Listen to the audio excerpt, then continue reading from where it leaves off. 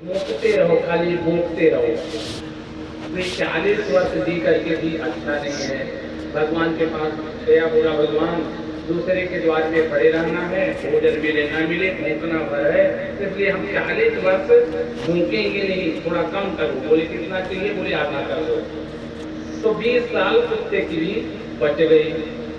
अब हमको 40 से 60 हो गया तो भी संतुष्टि नहीं हुई। फिर से भगवान के दरबार में पहुंचे, भगवान 60 से क्या होना है, थोड़ा और बढ़ा दो। तो बोले कुत्ते वाली बच्ची है, बोले चलेगी, ले दो। 20 साल उसकी भी ले लिए। उल्लू बेचारा सोचा कि दिखाई तो देता नहीं है, पेड़ के उल्टे टंगे रहो। तो चल करके भगवान से वो भी उल्लू आता है, प्रभु हमको 40 वर्ष नहीं चाहिए, थोड़ा कम करके दो। तो उसका भी 20 रख लेते हैं भगवान। और हमको कितना हो गया है? 80। संतुष्टि नहीं हुई है। पुनः भगवान के पास पहुंचे, भगवान 80 में क्या होगा, थोड़ा और बढ़ा दो। बोले उल्लू दे के लिया है, बोले वो भी चलेगी, दे दो। तो हमारी जो आयु है 40 वर्ष की, हम लोग क्या बढ़िया चकाचक रहते हैं, बढ़िया कपड़े उपड़े पहनते हैं, परफ्यूम वर्फ्यूम मार करके, श्रृंगार करके 40 वर्ष तक बढ़िया जिंदगी अपनी जी लेते हैं। और 40 के बाद किसकी लगी है? गधे की। तो 40 वर्ष में हमारे बाल बच्चे बाल गोपाल हो जाते हैं, परिवार का बोझ बढ़ जाता है। तो कमाओ, पढ़ाओ, लिखाओ, शादी करो, उनके लिए घर बनाओ, उनके लिए थोड़ी जायदाद इकट्ठी करो। तो हमारा कार्य क्या हो गया? गधे जैसे दूसरे का बोझ लेकर के ढोते रहो। और जैसे ही ये गधे वाली 20 साल 60 साल में हम लोग काम करना बंद कर देते हैं, तो फिर क्या होता है? कुत्ते जैसे 60 साल के अगर ताऊ ताई हो गए, तो जो द्वार पे पहला रूम है वहीं खटिया डाल दो। द्वार पे कहाँ रहता है?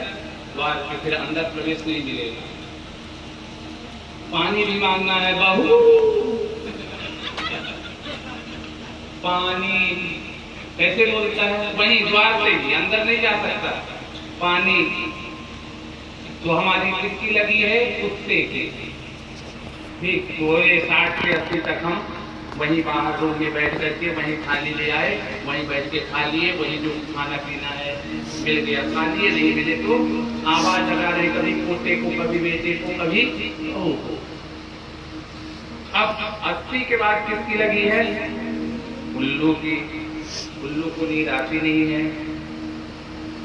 अब हमारा क्या हुआ कि टेबलेट खा के, कोई नींद का टेबलेट, तो 2 घंटे नींद आई। उसके बाद रात को 12 बजे उल्लू जैसे जग के बैठेंगे, खाट पे जग रहे हैं, कितना भी करो नींद आ नहीं रही है।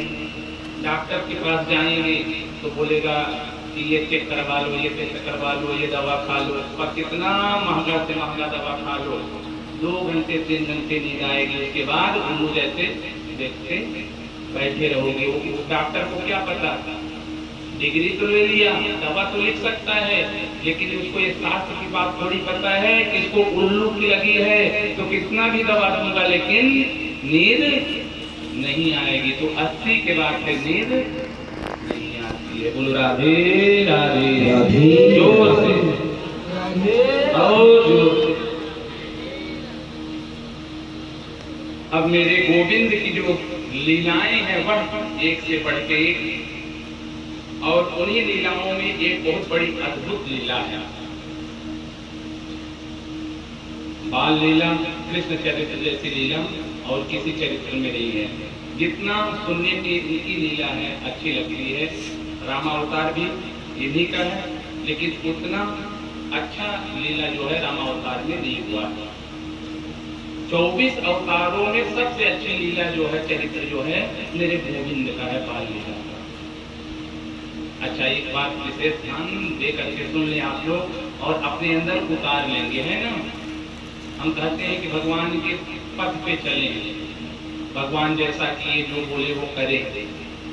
तो यह 2 अवतार हमारे प्रभु में क्या सिखाते हैं कि भगवान राम ने जो कार्य किया है वह कार्य हमको करना है, और भगवान कृष्ण जो बोले हैं वो करना है, जो किए हैं वो नहीं करना है ना।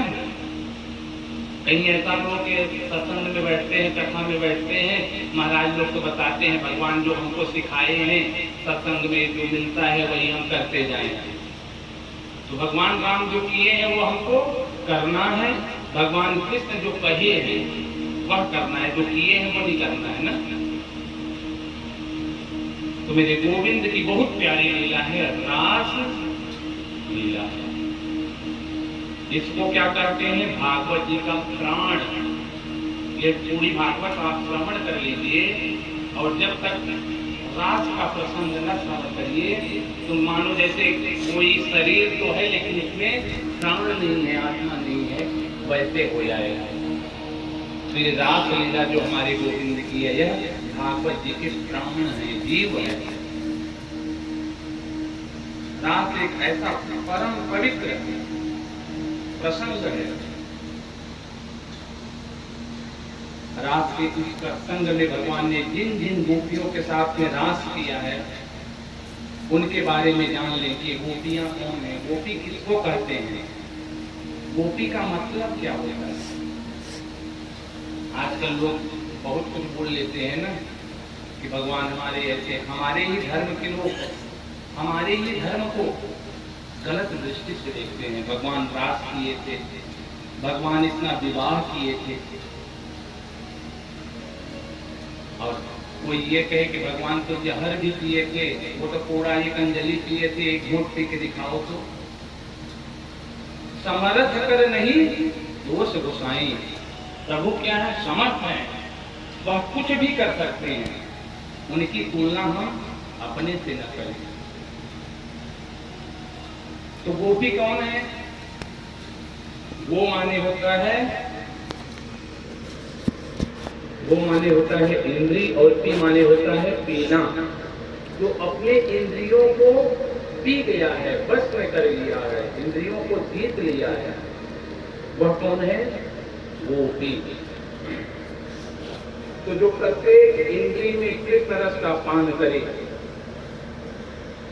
इस शरीर का रिश्ता शरीर से हो सकता है लेकिन आत्मा का रिश्ता किसके साथ में है, इस आत्मा का रिश्ता संबंध जो है वह तो गोविंद के साथ में है। असली रिश्तेदार कौन है, मेरा गोविंद है। और ये जो सब बना है इस संसार में यह केवल हमारे शरीर का संबंध है।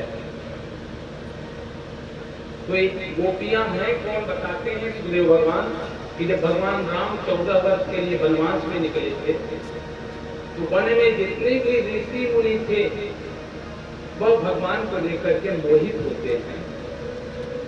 भगवान कहते हैं कि आप लोग अभी इंतजार करो, जब मेरा अगला अवतार होगा कृष्ण अवतार, उस समय सब का मनोरथ मैं पूर्ण करूंगा।